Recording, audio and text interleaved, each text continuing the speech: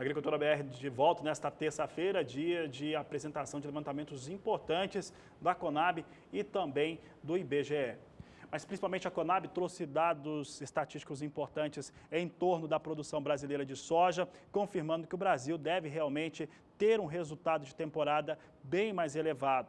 Quem quer ter detalhes, destaques a respeito dos temas, acesse o blog da Agricultura BR. Daqui a pouco você vai ter toda essa edição na íntegra sendo publicada, assim como as análises, os números e também porque a Agricultura BR afirma que mesmo com uma produção de 103 milhões e 800 mil toneladas de soja, o quadro de oferta e demanda para a oleaginosa no Brasil segue extremamente ajustado, uma vez que a produção chega a 103 milhões e 800 mil, mas a soma de consumo interno e exportação a 103 milhões e 500 mil toneladas de soja. Portanto, você confere todos esses dados no nosso blog. O que você vai ver agora é a Nadiara mostrando o que vem acontecendo no clima do Brasil, porque há áreas de produção de soja, sim, passando por déficit hídrico, sendo prejudicadas. Essas áreas estão em várias partes do país. No Mato Grosso do Sul, aqui na sede do Canal do Boi, por exemplo, nós temos áreas de produção de soja que não estão tendo chuvas regulares. Está chovendo, mas não de uma maneira regular. Não que isso afete, que venha trazer perdas, mas é o que está acontecendo. Na região agrícola, na fronteira agrícola do Mato Piba, sim, tem déficit hídrico sobre as áreas, tem déficit hídrico também sobre Minas Gerais, mas outras áreas importantes como o sul do Brasil e Mato Grosso, situação vem muito bem. Quem fala sobre como está a previsão de tempo, então, nas áreas de produção é Nadiara Pereira. Sobre as áreas produtoras de soja do Brasil, grande parte dos estados apresentam índices bons de umidade.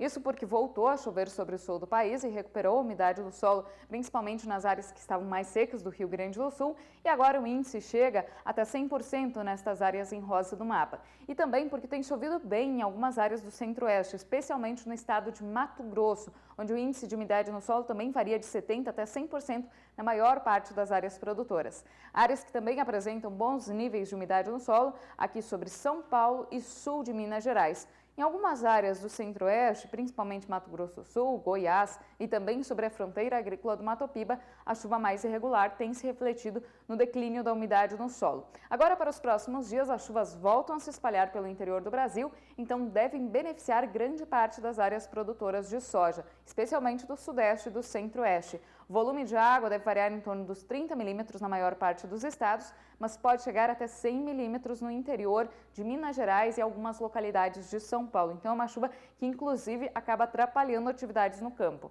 Mas essa chuva será mais benéfica aqui para algumas áreas, especialmente do estado de Goiás e Mato Grosso do Sul, que apresentavam declínio da umidade no solo, porque essa chuva recupera os índices, mas não deve atrapalhar por muito tempo as atividades no campo. Sobre a fronteira agrícola do Mato Piba, a chuva também aumenta agora nos próximos dias, beneficiando principalmente Tocantins, Maranhão e Piauí. Na Bahia, a chuva acontece com forte intensidade, mas em localidades bem isoladas. Ainda não é uma chuva regular e grande parte do estado ainda segue com situação mais crítica.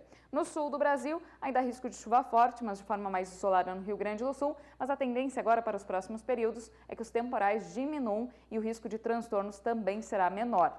No decorrer do segundo período, entre 15 e 19 de janeiro, previsão de mais chuva forte para boa parte das áreas produtoras de soja do interior do Brasil. Os volumes de água serão expressivos desde São Paulo até o interior mato-grossense. É uma chuva que vai manter o solo bastante úmido, mas pode trazer problemas para as atividades no campo, especialmente aquelas regiões que já começaram a colheita. Também vai chover forte sobre o norte do país e partes da fronteira agrícola do Mato Piba. Os maiores volumes de água devem atingir ainda os estados do Maranhão e Piauí, onde deve chover pelo menos 70 milímetros em 5 dias.